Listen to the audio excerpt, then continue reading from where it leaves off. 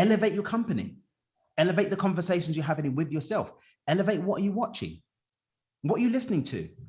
Are you listening to booty crap? Or are you taking at least some time out to come and listen to dream catchers and be inspired and be uplifted?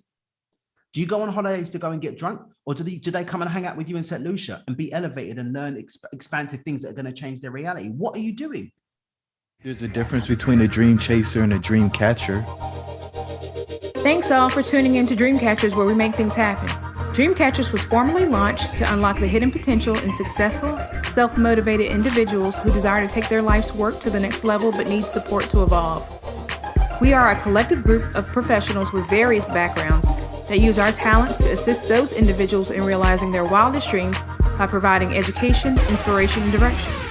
This podcast is where we share the lessons we've learned along the way to catching our dreams and give you some context around the how and the why to each approach to put you further ahead on the journey to catching your dream. Are you ready?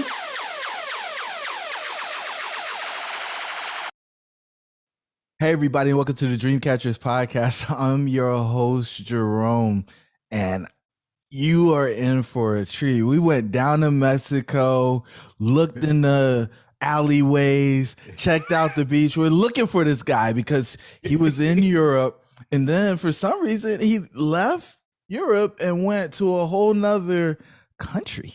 He's down in Cabo. Can you imagine living in paradise?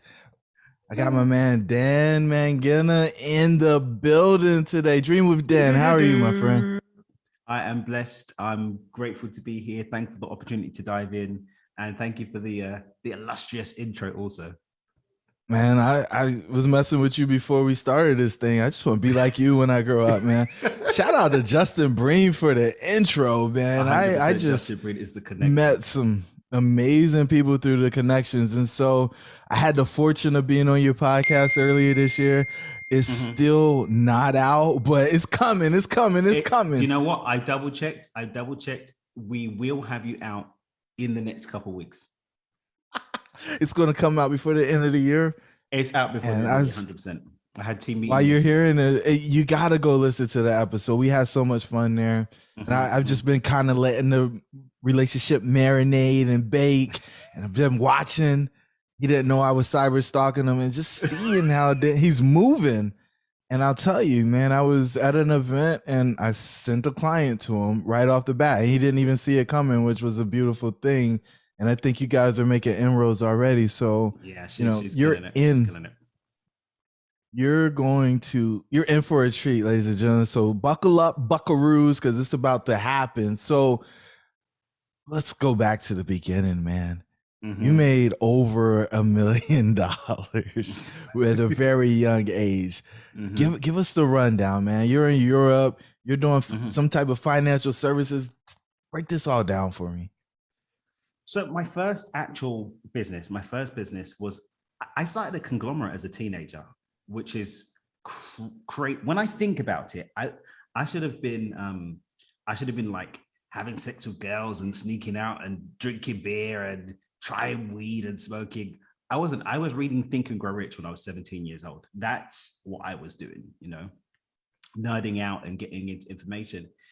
And then one of my best friends at the time, his brother and I started a business, and then it just blew up and grew. We were wholesaling. So let me give you the rundown. So, when you buy things from catalogs, if you return it, they can't sell it again. And that's why catalog prices are higher. I don't know what catalogs you guys have in the US, but in the UK, we had like Littlewoods and a couple of these other guys. So there are these companies that the catalogs would offload all of this unused stuff to. And one of them was this company called Gem Discounts. So Gem Discounts, which I think after a couple of years changed to Gem Wholesale. When I was 18, 19 years old, I stumbled upon this company and realized you can spend like £2,000 and you'll get a random pallet of goods, but there could be like TVs in there. There could be like PlayStation 2 in there. There could be irons. There could be a load of bric-a-brac. And so the business plan was spend $2,000 on this thing, break up the parcel and sell the pieces off on eBay and whatnot. And that blew up. So my first business partner, he had a load of people that was like, hey, like, in fact, he stumbled on me looking at the website. This is how Providence works. I'm looking at the website. He's like, what's that? I was like, oh, I'm looking at this thing, but I'm not really sure I can be bothered to break up all of that. He's like, dude, let me come in on that. I can sell all of that. And that's how the business was born. Then what ended up happening is that I also had another connection for auction cars. And so there was this company that I paid an annual membership. And what I could do is I could give them a description of a car or 3 or 4 different variations of it. And they had a network of people that would go to car auctions and find as close to that description of a car, sometimes as much as 50% of the price. So I started another business whereby people pay £200 to register for the search. That was kind of like the deposit. And then we'd go and find, the guys would go and find the car, they deliver it, and I put a little bit of markup, but we were making good bank with that as well. And then I discovered the world of trade finance and letters of credit, which is a whole other beast. And I realized that I can effectively get an overdraft or a credit line, a line of credit for like $1 million, for like 50, 60,000 to go and buy goods. So do the maths on this. So long as I'm making at least a 10% margin on that product, I'm doubling my money on every transaction. From there, it was game over. I was a millionaire in less than a year.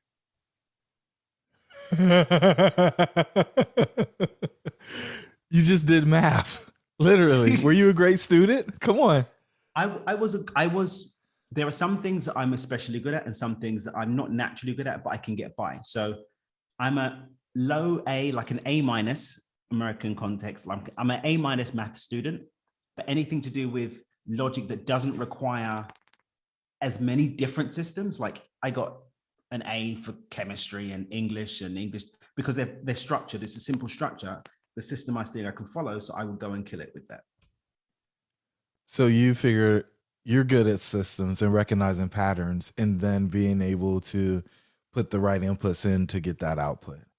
And then obviously fast forwarding for the listeners with my story, I found out when I'm 27 years old, I've got Asperger's. And so my brain is actually naturally wired to only operate systematically. So a lot of the challenges that I faced in my life, a lot of the things I've had to overcome have become because there wasn't a clear system, a clear defined system. But when there's a clearly defined system, I become a little bit of a monster. A monster, because you just keep cranking it. That's it. Boom, done. I do that. Okay. And so in the story, you're done, you're rich, you're wealthy, don't really need to do anything ever again, right? Oh, no. Because I kind of messed up a little bit, which became messing up a lot. Because what had happened was I was in a crew of guys, there are a few of us, and the idea became, hang on a minute, we can scale this ridiculously if we had more capital. So we went out and got capital from friends and family and so on and so forth. That's illegal to do that without a license. And so what ends up happening is when your money is made from funds that you weren't legally allowed to take because you didn't have the licensing, everything that you make becomes criminal proceeds and the government can take it, which is exactly what happened. Everything got clamped overnight. Whoomp. Broke. Whoa. So what happened? Like they tuck it, and did you like go to like?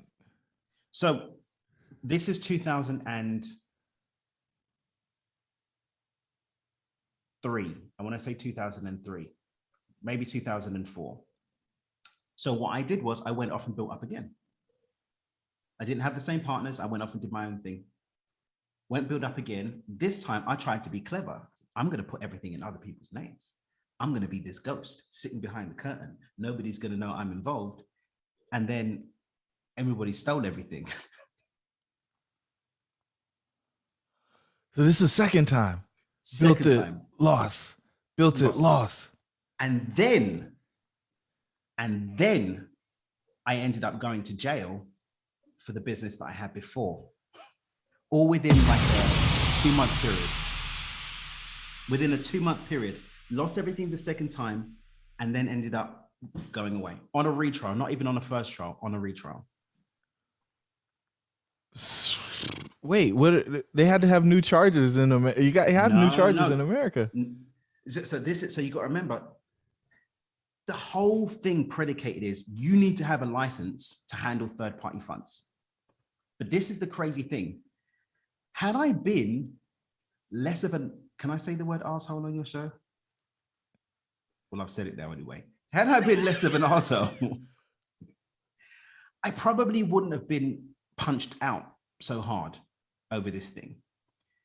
But I was young, and as far as I was concerned, I haven't done anything wrong. I've helped people get paid. We've all got paid. We're making money. Everything's lovely. So I spent 3 years, because remember that, and I've tracked this back as to why the second time hit me as hard and the first time didn't really hit me as hard. Because I didn't really see it as gone the first time, because like they're investigating, whatever. Do they know? And I've said this, by the way, don't say this to the authorities. Do you know who I am? Never say that to the authorities. They don't respond to that very well. So I envision Wolf of Wall Street with fun coupons. here's a 20-year-old. Yeah, by then I'm 20. I'm a 20-year-old, little arrogant, snotty-faced, skinny black kid who thinks he's cracked the code. Because remember, all I've done is win. I taught myself to make computers when I'm 13 years old. Like I was making my own money. I was doing deals where I'm making 3, 4, 5 grand when I'm like 15 years old. I'm buying like the latest sneakers. People are going to go and like do paper rounds. I'm like, paper round? I'm making real money. Like I just made 1,000 on that computer. Did you know that? That's what was going on. So I had a level of an arrogant level of certainty going into that first business that it couldn't fail, because that's just what I do. I win. So when it all gets clamped, I'm not seeing, here's an opportunity to slow down. Here's an opportunity to learn a lesson. Here's an opportunity to see what's going on. I'm like, these guys are, they don't know who they're talking about. They don't know who they're dealing with. I'm going to catch them on the flip side. And it didn't help that my first trial, I technically won, but I had 3 counts that were hung jury. So they did a retrial on those 3 counts for me. And the second time they played a little bit dirty and managed to get what they needed to get. You know, kudos, they did what they had to do. But I'd gone through a 4-year period just assuming I'm going to get that other money back. They had like, I don't know, 2 million or something like that. I'm going to get that money back. And then I had this other money I built up in the meantime. But then the money that I had built up in the meantime, stolen. Then I go for my second trial, which I've gone into arrogantly again. I didn't prep. I wasn't meeting with my lawyer. I'm like, I've done nothing wrong. This is me. I know the code to the universe. Did they see the spanking that I gave them last time? They blackmailed witnesses. They allowed people to change their testimony. The judge was directing the jury. False evidence was allowed in. It was like a mess. And then before you know it, they're like, yeah, guilty by what? Boom, boom, boom, boom, boom, boom, boom, in a very, very short period of time. And that's when I was like, oh, maybe I don't know everything. Maybe I don't have the code completely cracked. Maybe there's something to, and that's where the suicide narrative that people hear about when they read my books and stuff. This is the period of time, because I'm sitting there like, but hang on a minute, this isn't how this was supposed to go. I had everything scripted. I had it all worked out. Everything was cut and dry. And then I was like, oh my God, I've been running around for the last 8-9 years, Johnny Big Socks, thinking that he's got it worked out. And here I am with nothing worked out. There's somebody smoking heroin in the corner. I don't have this worked out. Like, I'm from a middle class, decent family. I'm not a hoodlum. You know, I've disgraced my family name, like the overwhelm of the dissolution of everything. I don't know what to do. And that's when I was like, that's it, I'm out. I've got to check out. There's no way I can come back from this, because I literally was like, I've been living in this delusional bubble for years and arrogantly flipping birds at everybody do you know who you're talking? Do you know who you're dealing with? It was a rough come to Jesus moment for me, Jerome, because I thought I had it cracked. I thought I knew everything. And in one fell swoop, I didn't know anything at all, except that I had nothing left to give. What a rapid change of events. So you go from on top of the world, I know 100%. everything, to I don't want to live anymore. Suicidal ideation. You know, my friend Caprice, he worded it. I got to give him credit for this. I overanalyzed myself out of suicide because it wasn't ideation even. It was, I'm going to do this. The only reason why I didn't make an attempt is because I was so battered and beat down that I'm like, I can't be a loser that can't even kill himself, right? That's literally what happened. Because I don't have access to a gun, right? Which if I had access to a gun, I wouldn't be here right now. If I could got my hands on a gun, because that's clean, I can't fail at that. That's going here, that's done, and out. This wasn't an emotional big decision. This is the only logical thing left for me to do, to pop a gun here and pull the trigger. But there is no gun. I can't cut my wrist because I've seen too many cut marks. And if I fail at that, and then I've got this ongoing, what do they call it, a badge of my failure forever. Oh no, I couldn't do that. The thought of that made me want to, I don't even know, disintegrate into a million pieces. And then I thought, well, I can try and overdose. But then I remembered an ex-girlfriend of mine, her friend had tried to do that. And we went to visit her at the hospital, and there's like 10 of us standing around her in the hospital, like, oh, feeling. I was like, no, I can't have people looking at me like a loot. There's no, and here's the crazy thing. I said, I've got it. What I was doing before worked up to a point because I'd made the money, but it had fallen away. So there's some missing pieces. So if I perfect my system of what we now call manifesting, then it was just creating my own reality, I can create the outcome of my perfect suicide and it not go wrong. And that's what I set off to do. We're here today. The work that I do today was grounded in the choice of me seeking to understand what had gone wrong with how I create before, so that my suicide is pulled off without a mistake, because I didn't want to fail at suicide.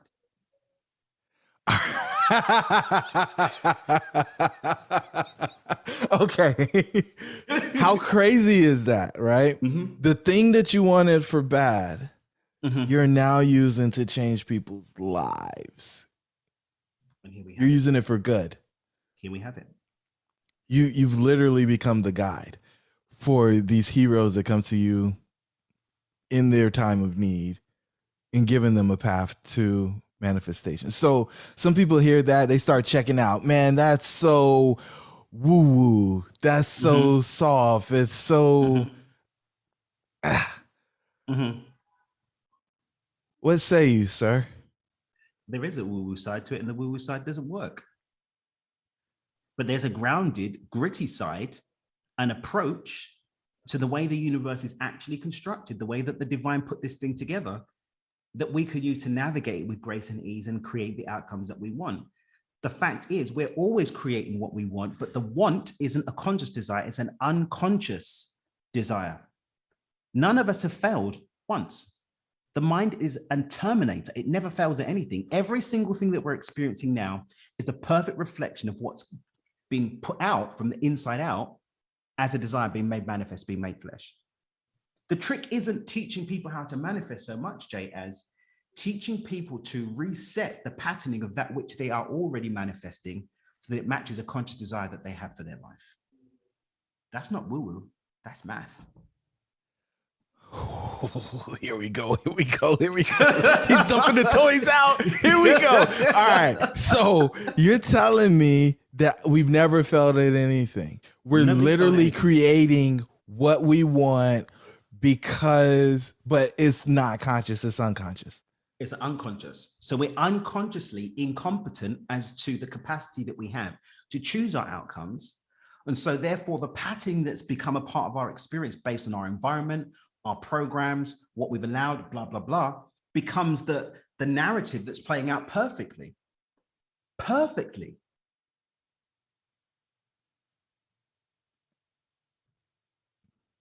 They're sitting there, pregnant pause, intentionally. They're sitting there like, yeah, this guy, what is this guy talking about? Show me the math, man. Okay. Break this down for me, practical. So we're here the 18th of November. Next Saturday, I'm recording my TEDx, and we're going to be speaking about this. I've got the clarity on this because I had to. When you have to condense 20 years of experience into 12 minutes, you get really razor clear. You get really clear on the thing. So let's go back to 1801. This guy called Thomas Young decides that he's going to do an experiment to show the shifting characteristics between traditionally viewed particles and waves. So what he says is he's going to push this light beam through these two slits, and then he's going to measure what happens with the orderly reforming, and then he's going to explore what's happening with the waves and the particles in that light, in the dissemination and then the reintegration. Here's the thing. Over the last 200 years since that experiment's first been performed, there's a very weird thing that started to show up for a few people. When there was nobody observing the outcome, the light didn't reform in an orderly way. In other words, you get this single beam of light, it gets split into two, then it reforms and they're measuring things and blah, blah, blah. But when there was no observer waiting for that orderly reformation, there was a randomized outcome. So people started noodling on this, and then the quantum aspect starts to come into it. And then what we came to realize is that the only reason why the light reformed in an orderly way is because of the expectation of the person observing the experiment. When there was no observer of the experiment, we returned to Schrodinger's light beam. The light beam is going to reform orderly and disorderly, depending on what the observer is. So they tell the adage, what's the sound of a tree falling in a forest with no people? There is no sound. There's no sound because the sound is our experience of the frequency vibrating off the experience. But when there's nobody there, there's no sound. It's silent because sound only exists for the observer of the sound. And so putting this into, a bit more scientific so we can smash this woo-woo thing, right? Every single one of us are made up of atoms. When we start to break open those atoms and take them to their smallest thing, their smallest bit, that's an electron. When you open up that electron, which is the base of everything, it's 99.99999% empty space, energy. So let's start to mix these things. We've got Schrodinger's cat.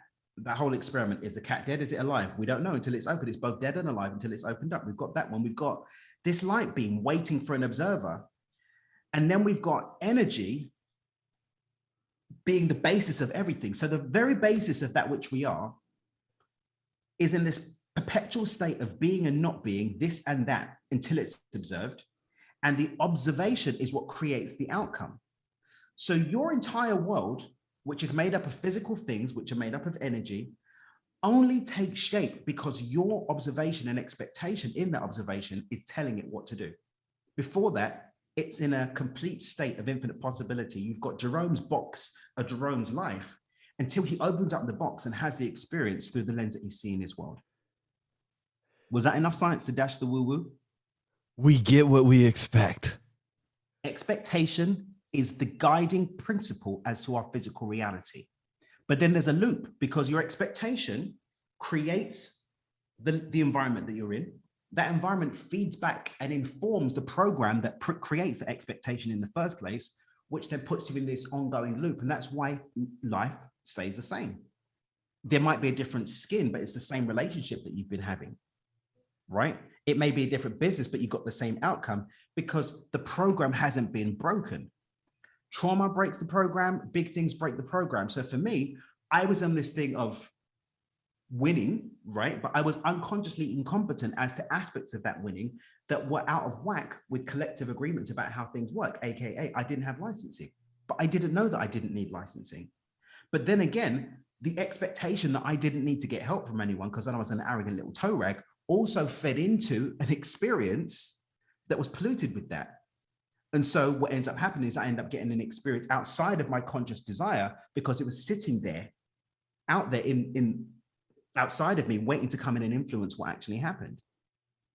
Then that disruption gave me an opportunity to go down two different routes. I could have gone down and been a miserable, resentful person, but because of the time that I spent, and here's the key, remember, I had nothing but time, 22 and a half hours a day, 7 days a week. I'm just locked in a room. Do you know what I did with that time? I was reading. I was listening to tapes. I taught myself to transliterate Arabic and Hebrew so that I can go back into ancient texts. I'm reading stories. I'm breaking down the whole pattern. So for years, all I had to do was do that. But guess what? You can't pollute your mind positively with inputs and have a negatively framed outcome. All I was doing was putting myself positive things. So the programs that were leading to the expectations that became the life that I ended up having was informed by that. And so I didn't turn around and say, I don't want to kill myself anymore. The whole suicidal ideation got completely washed out by the positive content that I was putting into my mind. And so now I go through my life informed by that program because it shifted because of the inputs that I put into my mind. You brainwash yourself. I brainwashed myself positively, accidentally, completely accidentally. That's what's so hilarious about this whole thing. I wasn't trying to save myself. I wasn't trying to save myself. I wasn't going into positive information because I need to make this right. No, I was like, I need to just get this over and done with. Like, blah, blah, blah. So don't tell me that your intention even really matters against the backdrop of the input. The intention can guide the input, but ultimately what's going on with your inner environment will always win. The unconscious mind moves at 10,000 to 10 million times the speed of the conscious mind. So if you're running around having BS conversations about lack, blaming the president, saying this happened, that happened, oh my God, COVID, that's why I'm not succeeding, it's poppycock, all of it. Your environment, even how you respond to the things seemingly outside of your control, all of it is responding to your inner environment, and that's purely based on the inputs that you're putting into yourself, the conversations that you're having in the company that you keep, right? You can't lie down with, what do they say? You can't lie down with dogs and not get fleas. Isn't that what they say? That's you what can't they be say. around people complaining, moaning, and expect that you're going to have a positive life. That's not the way it goes. Elevate your company. Elevate the conversations you're having with yourself. Elevate what are you watching?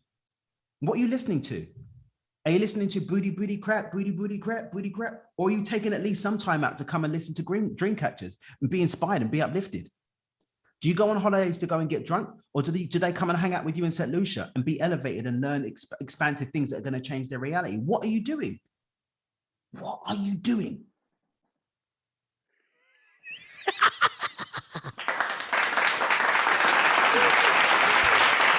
Okay.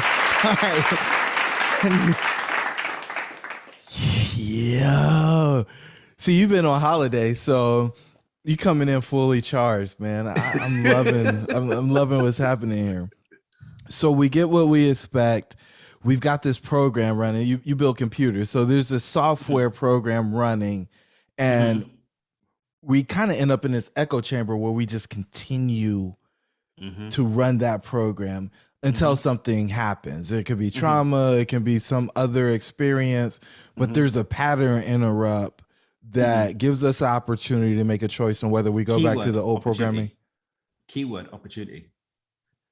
Say more. Opportunity, because you gave them the secret sauce there, but it's just gonna breeze past a lot of people, because here's the magic.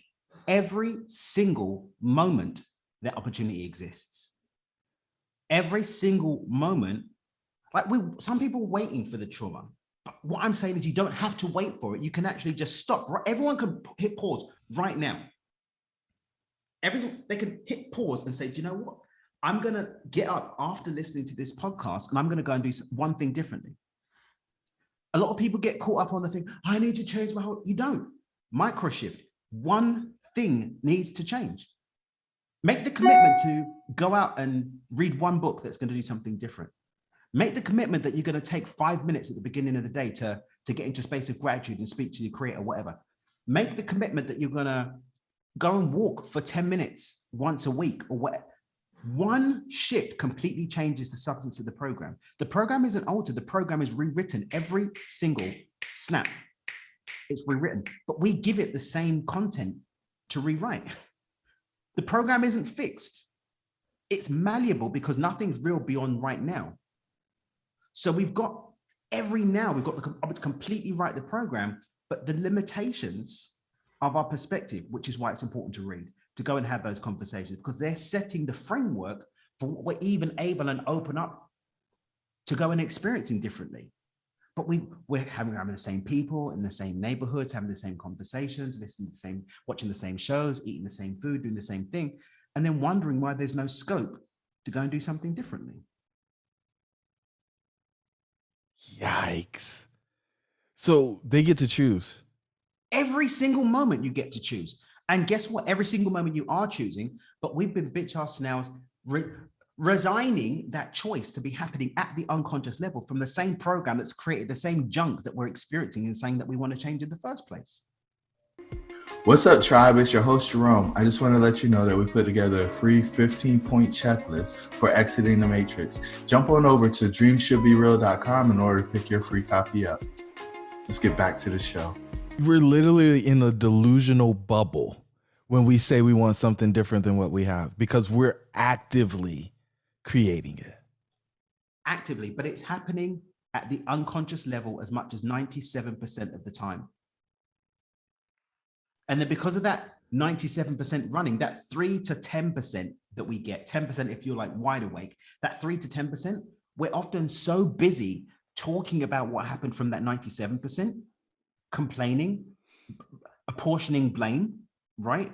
Crying, anxious, that we're not even present in the time that is available to us to do something consciously, because we're still taking our conscious time to talk about what happened unconsciously. Things stay the same, the cycle continues, then we die and we call it life. Well, that doesn't sound inspiring. But it's such a lame existence. And so how do we make the unconscious conscious? So that we can interrupt the pattern? I'm trying to figure out how to put the glitch in the program now.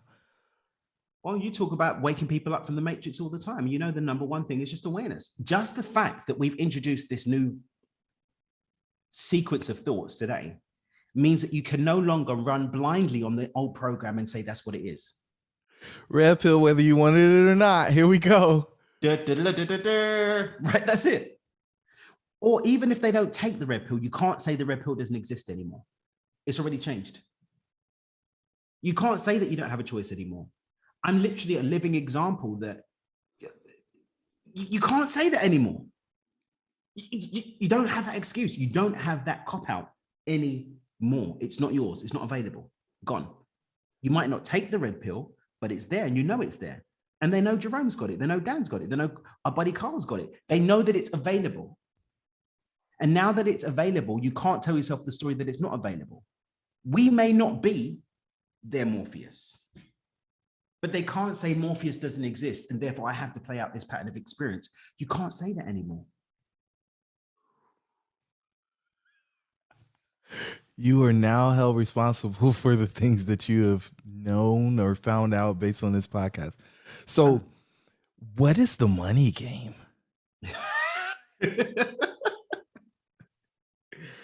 I'll tell you the quick story on that one. So fast forward from all the things, I rebuilt my life. I got to set up a company that goes 7 figures. My consulting business called for consulting. We're doing government contracts. We're doing crazy stuff, right? Then I get the call to come and do what I do now, which is to take all of the experiences that I've had, to take beyond intention, to take all of these and share them with people. Of course, I'm like, well, trying to help people last time didn't work out for me. I don't know if I want to do that.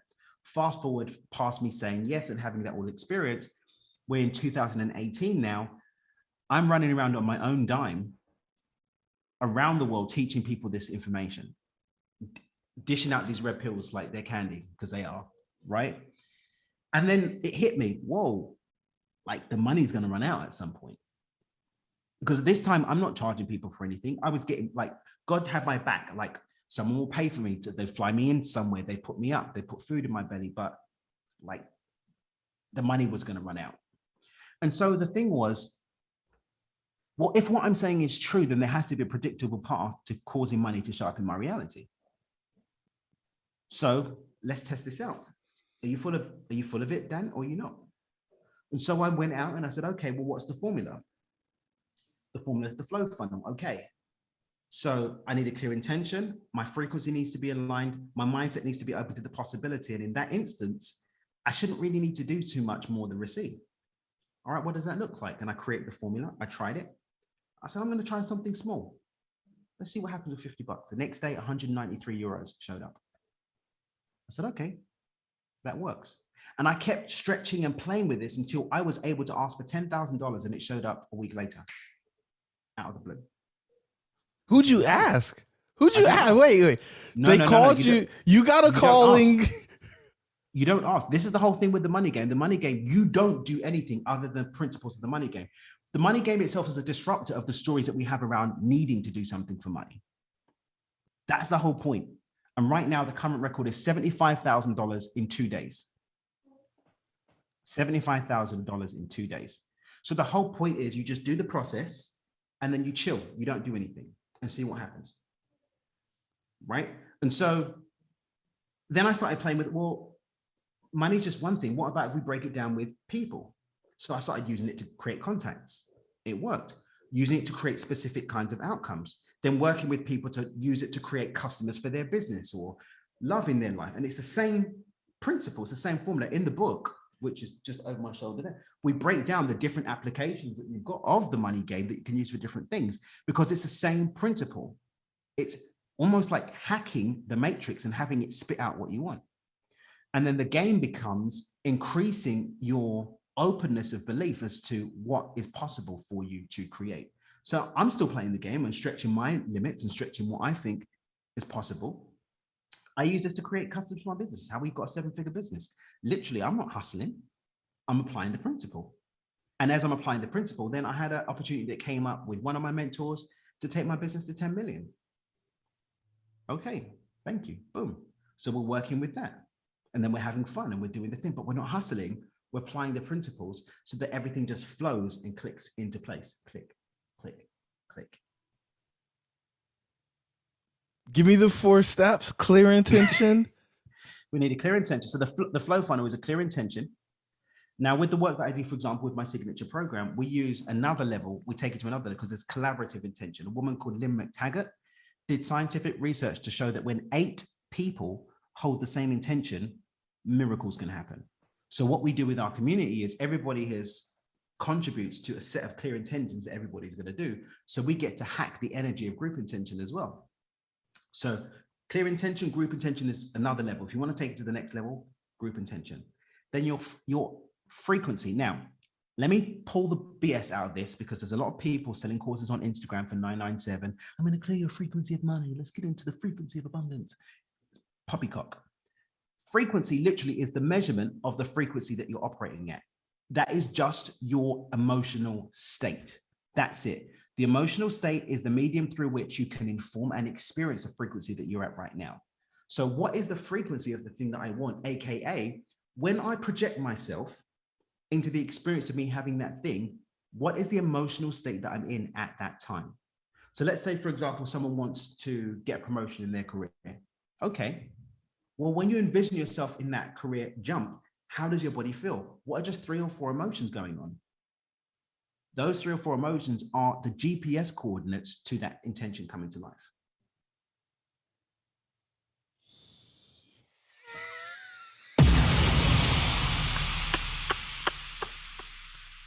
So you're literally chasing a feeling so that you're able to receive. Like, because this is what it feels like. Mm-hmm. And then from there, you can say, hey, I don't feel the way I'm supposed to feel in order to be to this place, which that physical change. That's what we call alchemic life creation. When we're teaching people alchemic life creation, it's not hustling, because everything in your world, right, is your expectation. The expectation is not a cognitive thing. It's a resonance. That's the secret sauce. The resonant experience in your body, what people call frequency, that is the true expectation, because that's what everything responds to. It's responding to that. So I say reality wraps around how you feel. How you feel is projecting out as an expectation that's literally telling reality what to serve up for you. All right. So I'm a listener. I'm like, all right, how do I find out more about this? Because this is blowing my mind. I've never seen anything like it. You got a summit coming up, right? Yeah, we've got something coming up in January. The best thing to do is this. This is the best thing to do. Head over to dreamwithdan.com. grab any free resource on the free resources page, something that resonates with you. We've got a guide on how to be a harmonious money magnet, which dips into these principles. It's like 45-minute long, really in-depth teaching, breaking this down. It's free, right? I'm not going to send you a Patreon. Go and grab that. That's going to put you on the email list. And you know what's going to happen then? Every single piece of free content and event and stuff that's going on, you're going to find out about it. Here's the crazy thing. I don't really try to sell people stuff off the bat. Reason being, I don't know if I want to work with you. I don't know that. I don't know if I really want you in my world. I'm being real, right? So we've got the free Facebook group. Not everybody makes it out of the free Facebook group. Not everybody makes it out. And that's okay. But the resources for you to start looking at that red pill a bit closer, maybe putting it on your tongue, dreamwithdan.com. Hop in, get involved. And if the time comes for you to explore maybe doing something a bit more in depth with us, the path's there to do it too. But come and taste and see if it's good for you. Try out the money game. Grab it. I think we've got it out there for like $1 right now. The money game. Go and grab the book for $1. Check it out. Play with it. Here's a really cool thing about me using money as the medium through which we test these principles. If I say to you, do this and $10 is going to show up, and it doesn't show up after you've done it, you know I'm full of it. But if, like Matt Garden, for example, I say, do this and you're going to get $10, and in 2 days you've got 75,000, right? Or like Katie Abbott, who I said, do this and get 10, and she got 27,000 pounds within 3 days. You know that it's real. And when you know it's real, then you could dive in a little bit deeper. Listen, people can talk, but numbers don't lie. Results don't lie. Results don't lie. They don't lie, bro. Results don't lie. There's so few. Everybody's a coach these days. Everybody knows what they're doing. Everybody can change your world. No, you can't. Your face. Your face. Because the true practitioners of the practice. Mm-hmm. And then there are those who are selling snake oil. You had to go there, didn't you? Oh, God. I'm there. And, you know, in Europe, you guys call them charlatans. So, seriously, because you went to the place results don't lie. So, take me down the path, man. What's the difference between somebody who's really doing the business and someone who's just grabbing money? Because I really, really, really get my heart broken every time somebody comes to me and they're like, yeah, I was working with this person and did this, and nothing worked.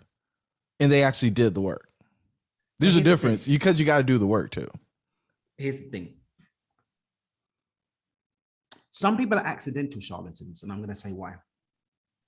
Because there's this insidious BS narrative that one thing works for everybody. It doesn't. Not everybody's going to vibe. Some people could come, do my work that's making results for thousands, tens of thousands of people and get nothing from it, having done the work. There could be additional variables, but maybe I'm not your guy. Which is why I said, taste and see if it's good. I didn't say, come and give me bands. I said, try it out for $1. You want the paperback? I think it's $20 to go and get the paperback. See if it works for you. Go grab the free video. See if you get a result. You get a result? Okay, then we're resonant. Not everything is for everybody. Everybody's got their own path. There's people that I've worked with as a coachee, where it's like, you're full of it. Like straight up charlatan, snake oil. Like that was wasted money. Apart from the lesson. Okay, the lesson was valuable, right? There's people that I've worked with that I've got a lot from, and they don't even know how magical they were. And there are people that they're good, but they're not for me. And there's a level of discernment and knowing of self that's demanded of you in order for you to step into a situation and know, Bob's not my person. Kudos to Bob doing his thing, but Bob's not my person. Does that make sense? I hear you, but I know there are people. Yeah, they're out there. They're out there. You're being gentle and kind. You're being gentle and kind. They're out there. And I appreciate that because you're protecting your energy. But I just know, man. There are charlatans out there, and you know what?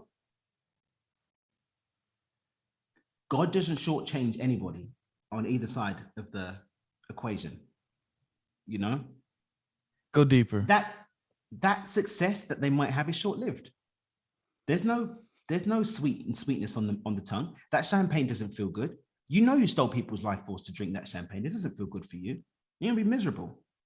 But there's a level of discernment. So when people ask me, oh, how do I say, look, first and foremost, does that person have results? Not what's going on with their life, because Instagram can lie. Do they have verifiable results in what they're creating in other people's lives? Yes or no? And then step in and see, find a way to discern, is this your person? So do they get results for other people on a consistent basis, not a haphazard hit and miss, on a consistent basis? Do they get results for other people? And does their methodology, the way that they communicate, the way that they groove, does it groove with you? Is there a resonance between how you guys get on? Wait, so I can't just go buy something because it sounds amazing. I actually have to do some due diligence and some research. Do some due diligence and do some self-reflection. Cookie cutter approach doesn't work.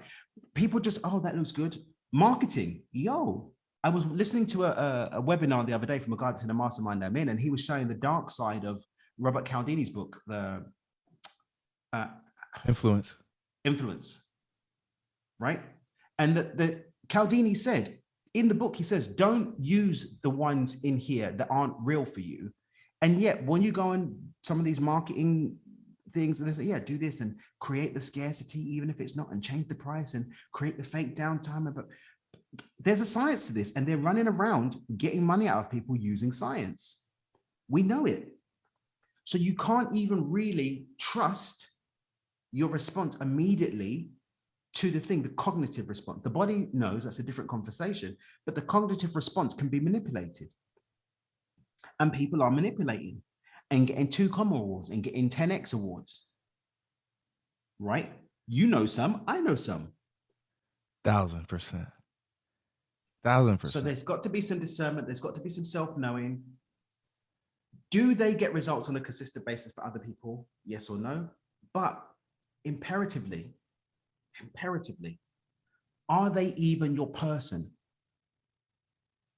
Are they your person? Brother Dan, this has been beautiful. There's something else out.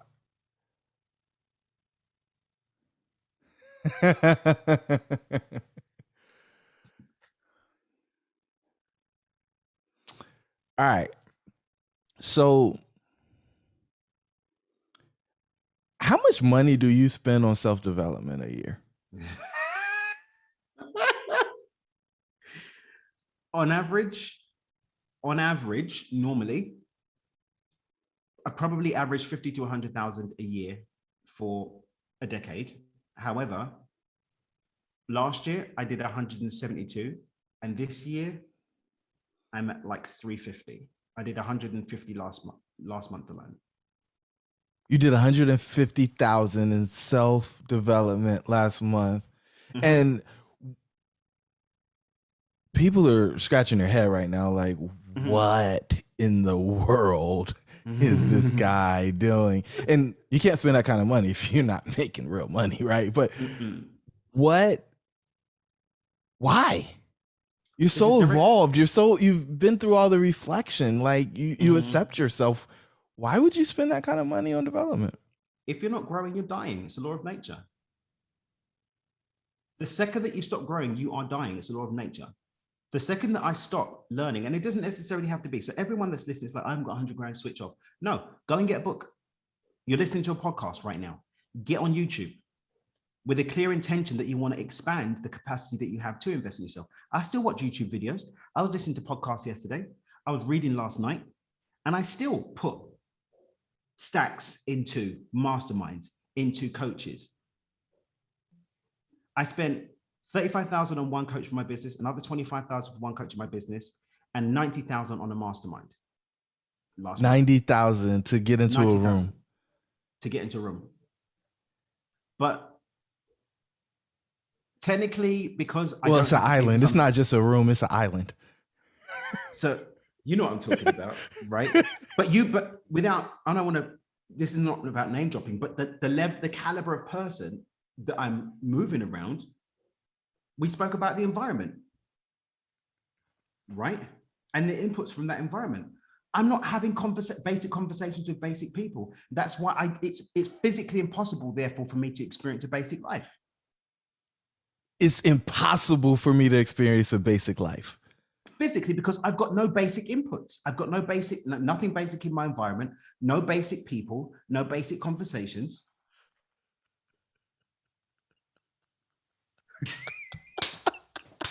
I love it. And so the person who freaked out and they were like, he spent $300,000. He's doing that because he gets a return on that, you would think. But I'm putting words in his mouth. Dan, do you get a return on the investment that you make in your 100%. Education? 100%. Do you make more money than what you spend on these coaches and masterminds? But look, for example, the 90K investment, which was that's the biggest single investment I've made in my personal development thus far, right?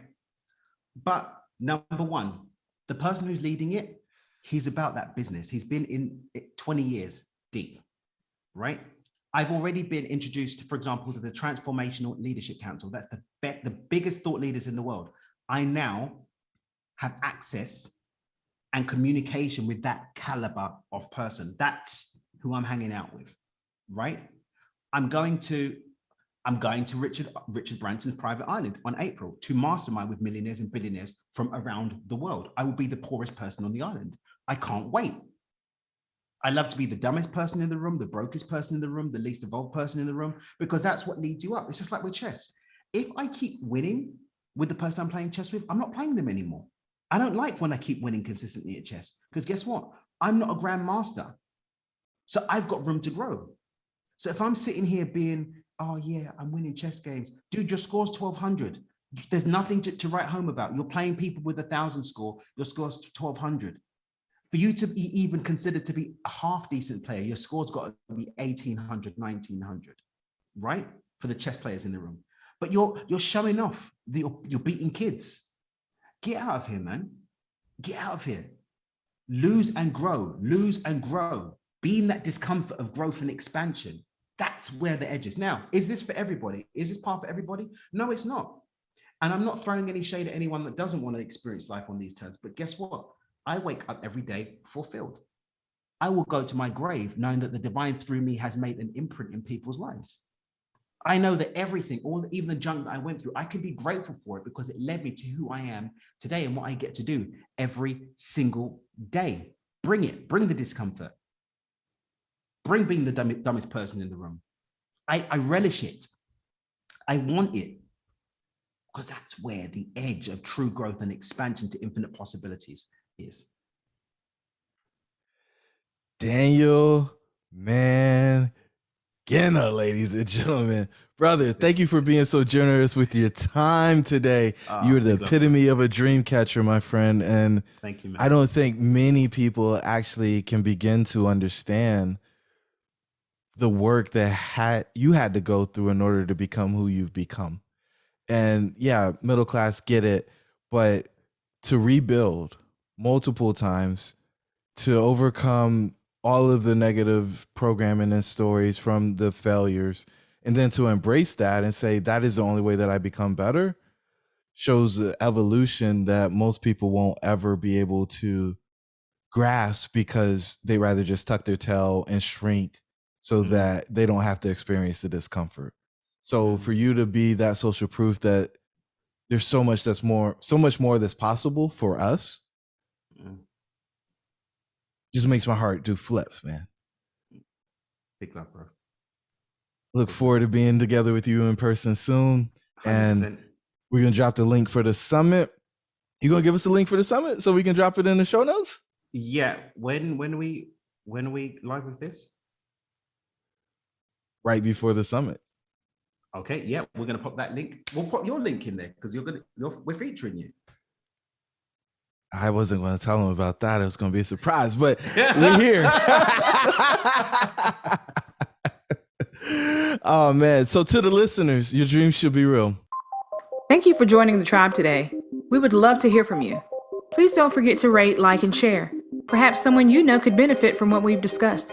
Until the next time, remember that your dreams should be real.